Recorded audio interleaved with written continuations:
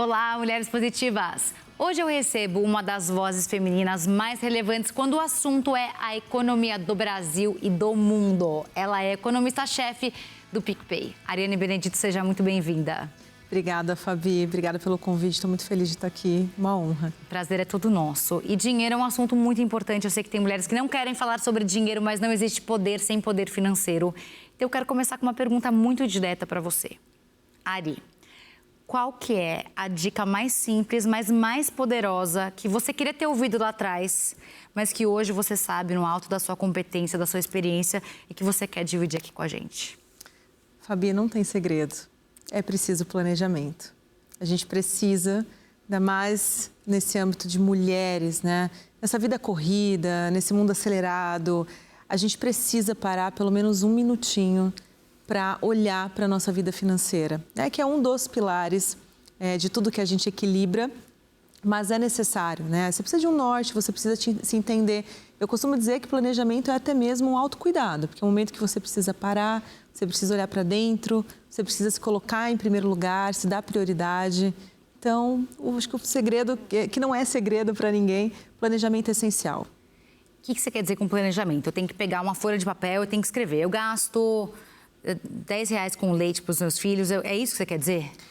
O que eu quero dizer com planejamento, pode ser na folha de papel, pode ser no seu computador, no seu celular, pode ser um momento descontraído, Fabi, que você está com a família em casa, com os filhos brincando. Eu até gosto de dizer que melhor se os filhos estiverem juntos, se o marido estiver junto, né? Porque deve ser uma prática, o planejamento financeiro ser feito em conjunto, ele deve ser familiar, né? Mas nem sempre é assim. Se você é uma mulher sozinha, uma mulher que está começando a vida, né? Ou que está aí até no processo de adolescência, dessa transição de adulto, que as coisas começam a tomar um pouco mais de forma na responsabilidade, vale a pena você ter um momento ali íntimo. É um momento íntimo, né? Porque o planejamento financeiro, ele não começa nos números.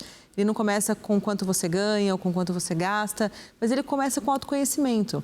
O que você quer para a sua vida, né? De onde você está, aonde você quer chegar? E o que é preciso fazer no meio de tudo isso para a gente transitar de A para B?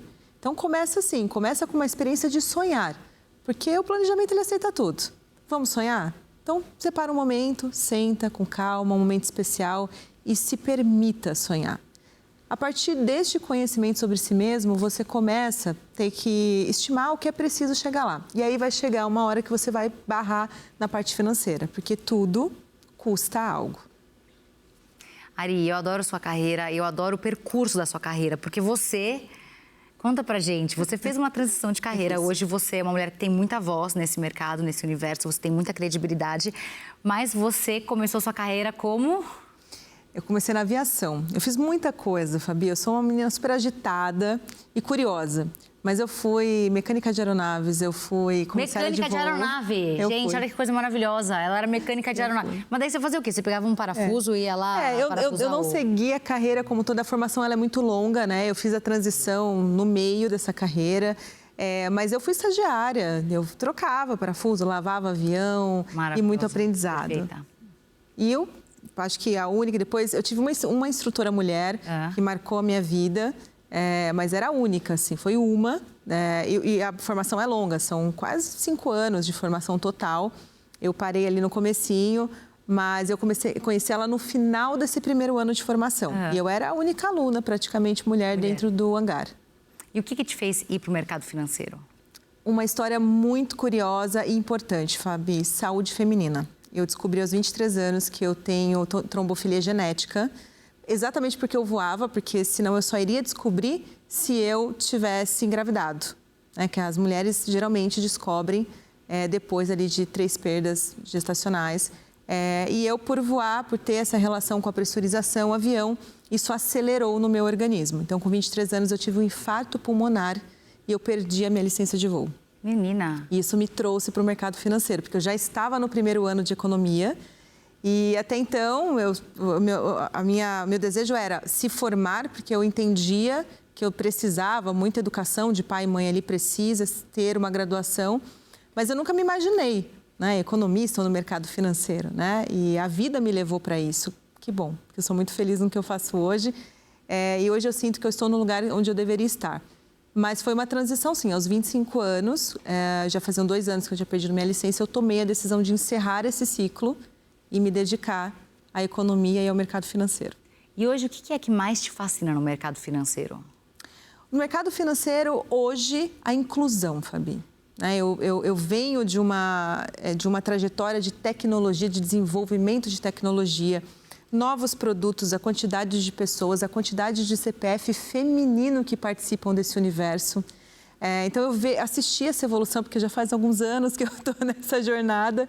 Então, eu vejo essa evolução, me encanta o quão inclusivo e democrático é o ambiente financeiro.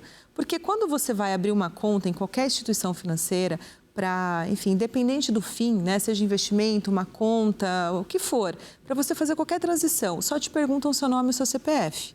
Ninguém pergunta mais nada sobre a sua vida, quem você é, do que você gosta, com que você se identifica.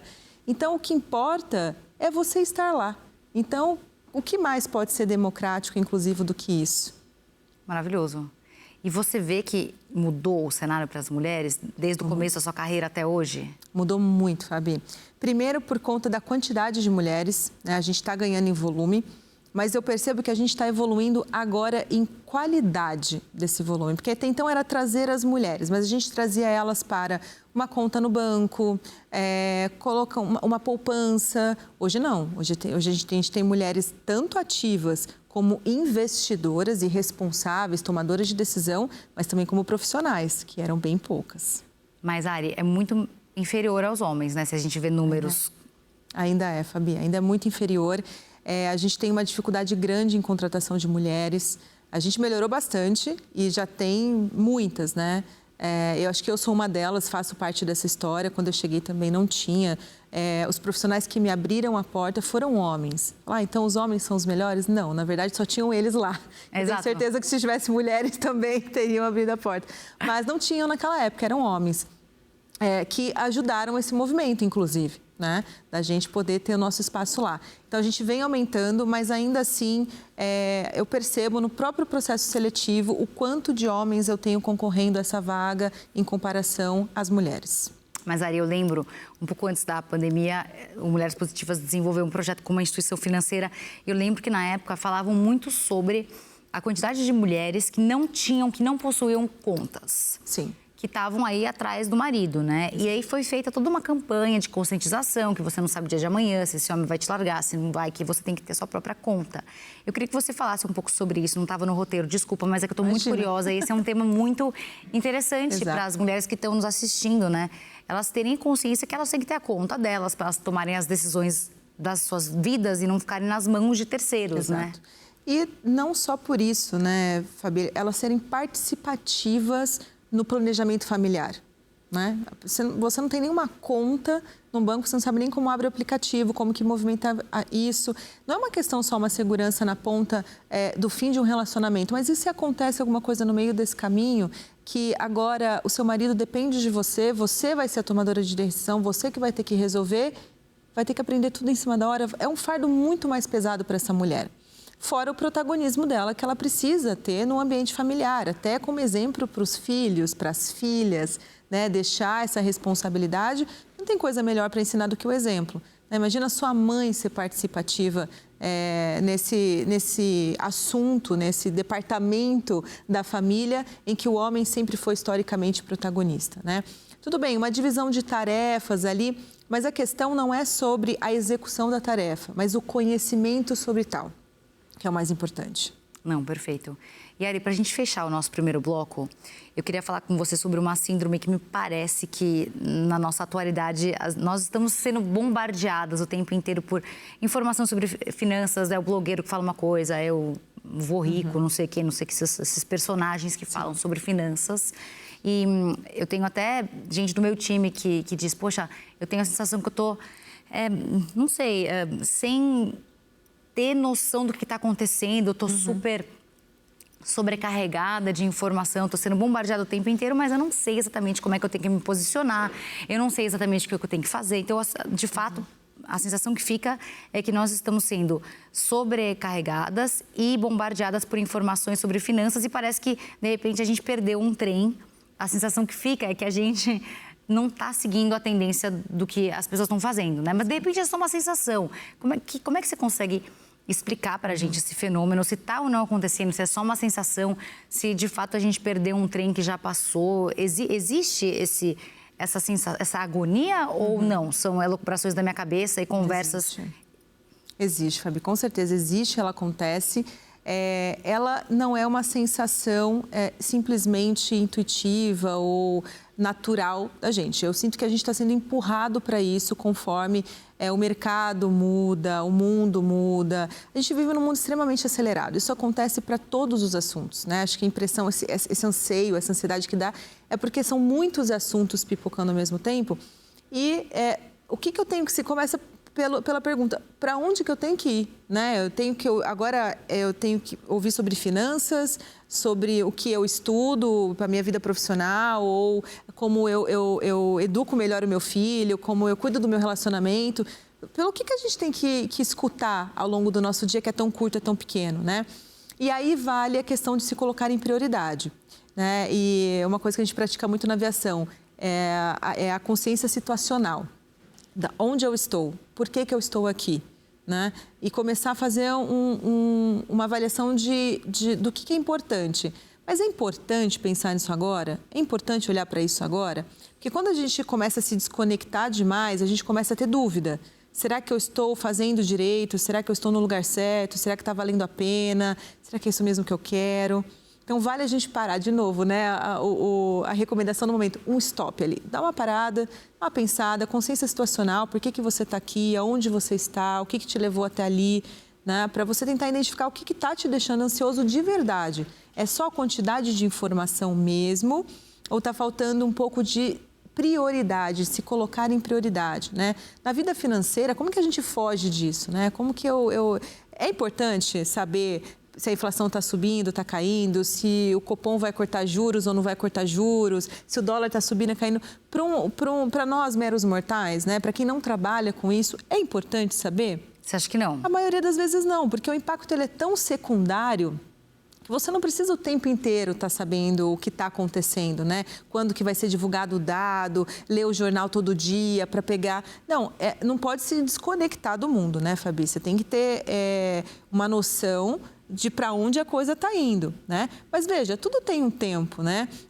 Em 3 meses de divulgação de dados, é o tempo que leva para você começar a sentir para onde a economia está indo. Então, o dado que está sendo divulgado hoje, ele vai impactar na sua vida daqui 3, 6 meses. Ou seja, se você não olhar naquele momento que ele vai ser divulgado, você vai ter tempo no momento certo, que seria ali, a gente sempre orienta uma vez ao mês, pelo menos, dar aquela passadinha no seu planejamento, ver como as contas estão, se deu tudo certo naquele mês, como é que está, pelo menos nesses períodos. E ali sim é o momento de você olhar, né, para esses assuntos, economia, finanças, mas ao longo do seu dia, o que isso vai mudar? Só vai te deixar mais ansioso, dependendo de que contexto você está se informando de determinado assunto. Então, resumo, não precisa ficar desesperada, pode ficar em paz, mas uma vez por mês tem que dar uma olhadinha para ter pelo menos uma noção do que está acontecendo. Pelo menos dá aquela passadinha, ver se você conseguiu cumprir o que se propôs. Se não, tá tudo bem também. A situação agora eu não consegui. Então, ótimo, vamos refazer? Então, veja, nem tudo é tão importante assim e nem tudo é um problema. Depende de como a gente encara aquilo que nos é entregue. Gente, que maravilhosa. Ela tá mais para psicóloga do que para economista. Eu tô amando isso. Muito maravilhosa. Calma que no segundo bloco a gente vai falar mais sobre isso. Ótimo. Eu tô amando essa conversa.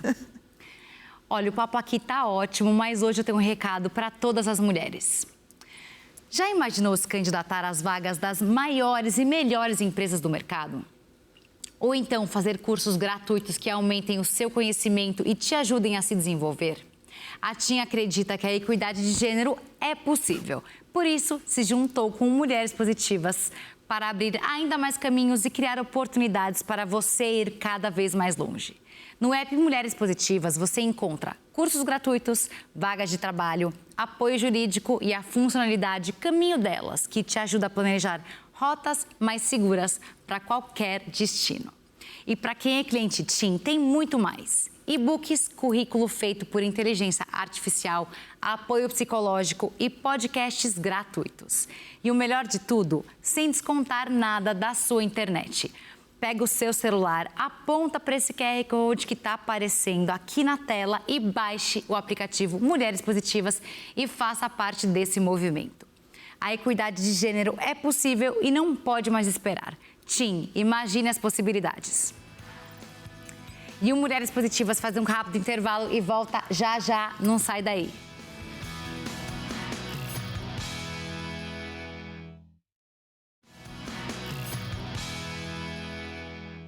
E o Mulheres Positivas está de volta com ela, a Ariane Benedito, que está dando uma aula aqui pra gente. Agora, minha primeira pergunta é: quanto dinheiro tem que ter para eu parar de trabalhar? Eu não estou querendo pedir demissão, por favor, se meus chefes estiverem assistindo, não me demitam, porque eu não quero pedir demissão, não quero parar de trabalhar.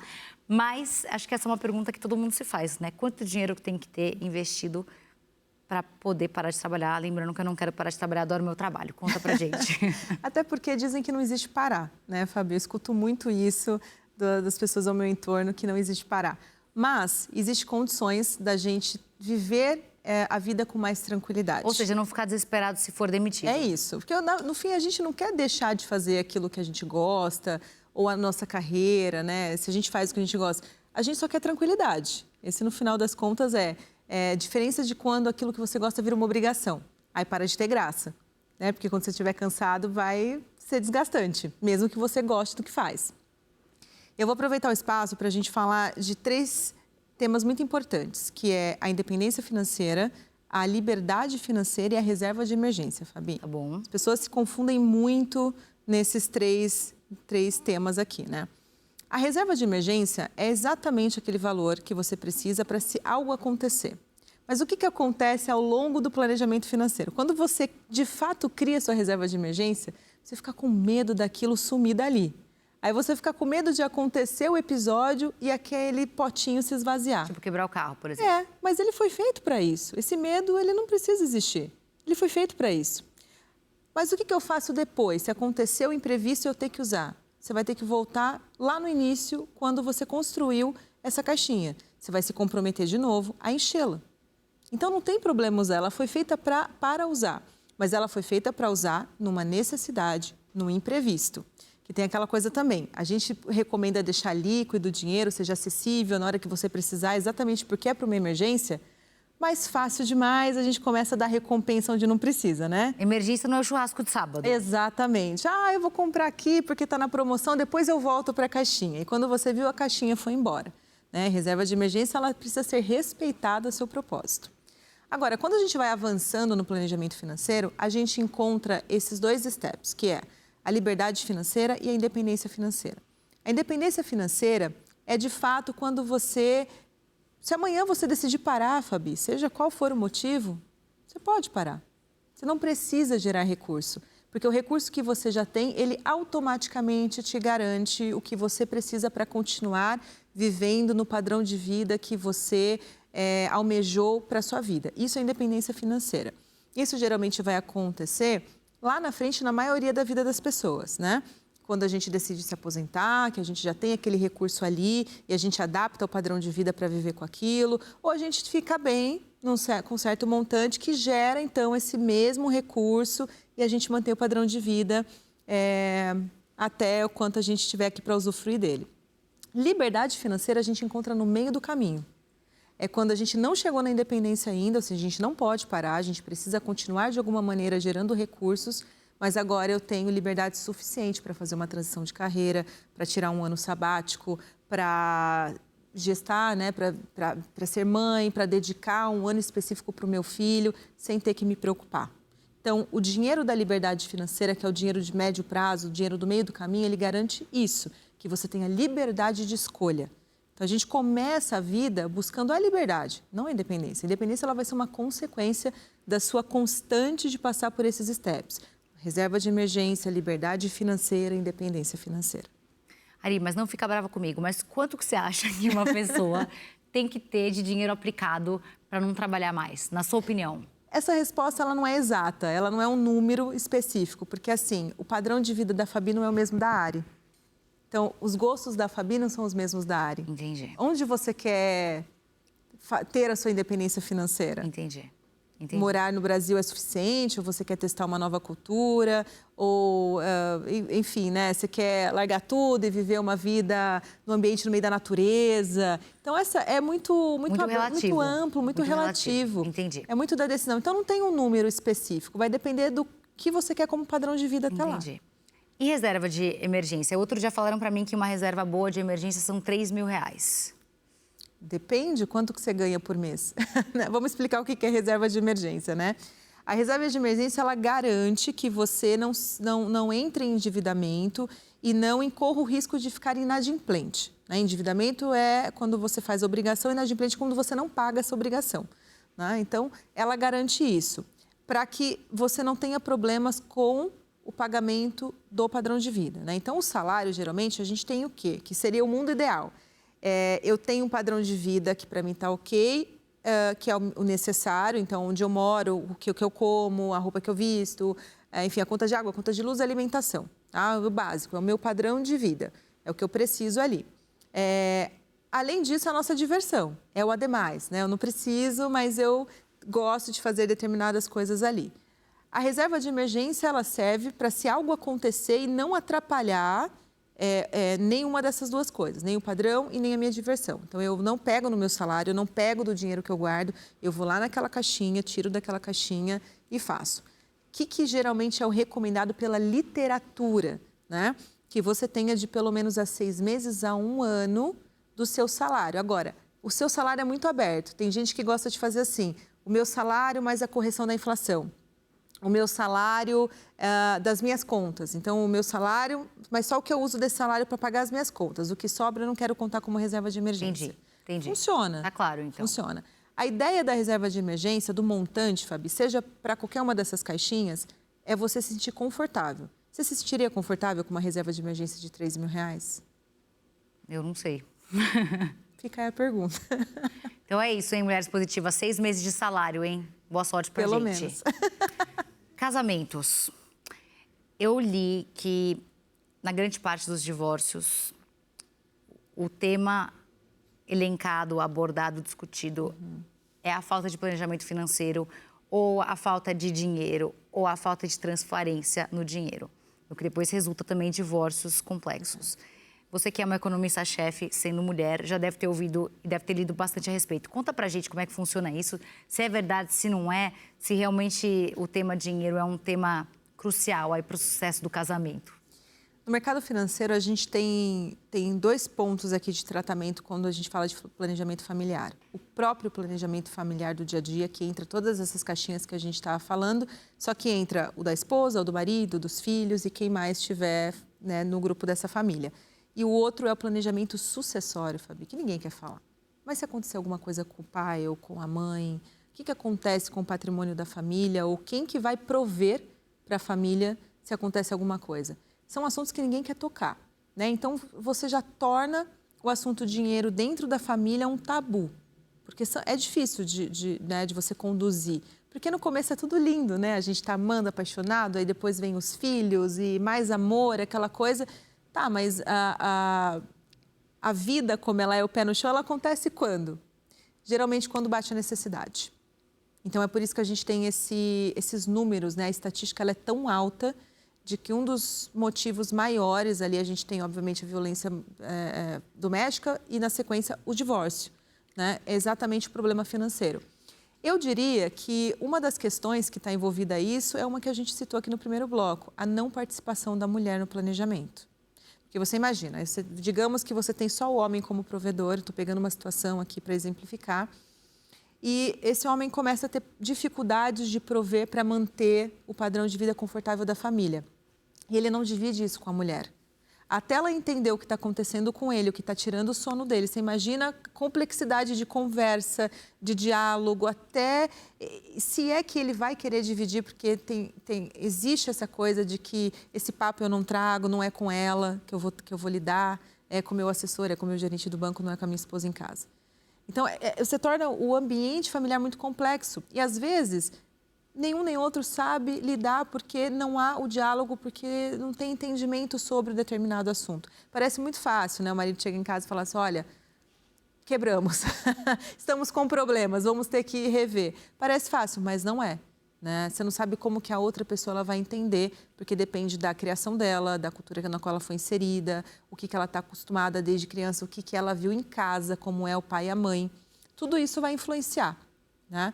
Então, a forma que a gente tem melhor hoje em dia de tentar diminuir o impacto nessa estatística é incluindo as mulheres e trazendo a família a participar.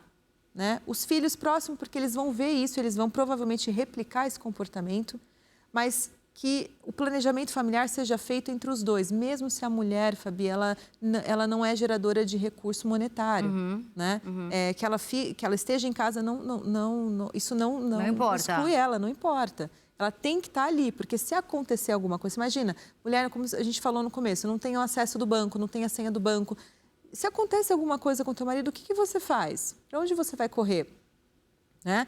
E falar de planejamento sucessório é deixar ela protegida, né? Porque se acontece alguma coisa, como que ela acessa os bens? Como é que ela destrava? Como é que ela dá sequência para a vida, para o dia a dia dessa família? E vice-versa, ele também, né? Se ela precisa de alguma coisa, se acontece alguma coisa com ela, como que você provê que o bem familiar, né, ele continue ao longo dos dias sem ela estar ali atuante no que ela é protagonista, no acordo entre os dois ali.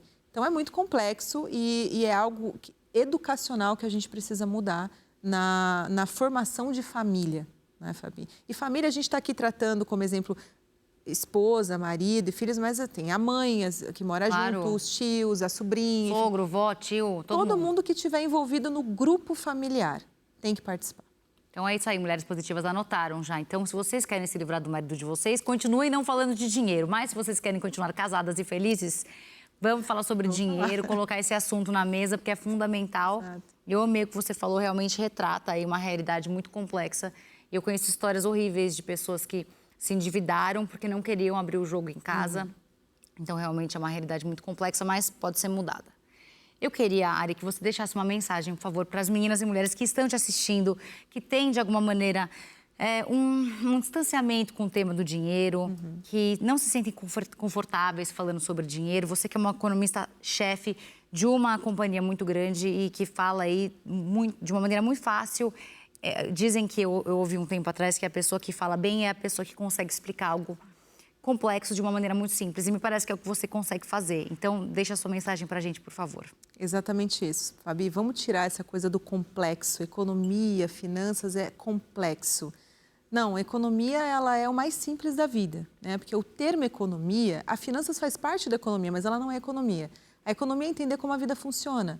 É o mais simples, né? Se você tirar todos os nossos desejos mais ousados, a vida é igual para todo mundo. A gente precisa acordar, comer, a gente precisa também dormir, precisa se relacionar. E economia é como a gente gerencia os recursos para fazer tudo isso. Todo o adorno, né, em volta das necessidades é algo que a gente não deveria se preocupar. Mas a gente deseja, por isso que a gente avança cada vez mais na economia. De economia é a gente se entender. Então, o recado que eu deixo para as mulheres é: vai doer, porque planejamento financeiro é um espelho. Provavelmente você vai se ver ali. E eu sempre falo, se você olha para esse espelho e vê que está uma bagunça aquilo ali, dá um passo para trás, porque não está o problema no planejamento financeiro. Deve ter mais coisa em volta que está uma bagunça. Porque o planejamento financeiro ele só reflete o que a gente é no nosso dia a dia, em outros âmbitos da vida. Então, mas não tenha medo desse espelho, porque se você nunca encarar ele de frente, você nunca vai resolver. Você está sempre empurrando para debaixo do tapete até uma hora que você não consegue mais esconder essa sujeira aí de baixo. Então, quanto mais rápido a gente olhar para si mesma, né, quanto mais rápido a gente tomar essa decisão de resolver, mais fácil vai ser a vida ao longo do tempo. Porque a gente não está colocando nada debaixo desse tapetinho. Ariane Benedito, como é que eu não te conheci antes? Meu Deus, você é muito maravilhosa. Um livro, um filme e uma mulher que você admira, por favor. O livro eu posso indicar 2? Sim, senhora. Um sobre economia, que é O Segredo de Luísa.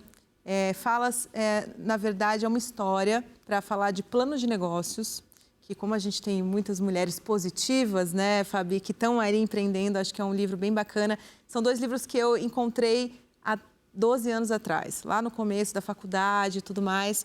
E O Segredo de Luísa é uma historinha sobre uma menina que quer abrir uma empresa de goiabada cascão. E aí o autor conta toda a história de Luísa até quando ela entende que ela cresceu e que é difícil. Né? E fala muito tem essas nuances de contabilidade, administração, é um livro bem bacana e lúdico. O outro livro que eu encontrei no começo da minha carreira e que me marcou chama Seduzindo o Clube do Bolinha, que é exatamente sobre uma executiva, Nina, que é referência de marketing e publicidade, numa época que não tinha mulher em publicidade e marketing, e ela conta como ela driblou todas as dificuldades de ser uma mulher num ambiente onde só tem homens. Então, é muito legal. Os dois, um melhor que o outro. Filme, agora eu vou causar quase que um desafio aqui para as nossas mulheres, que é assistir A Grande Aposta. É um filme sobre mercado financeiro, um filme difícil.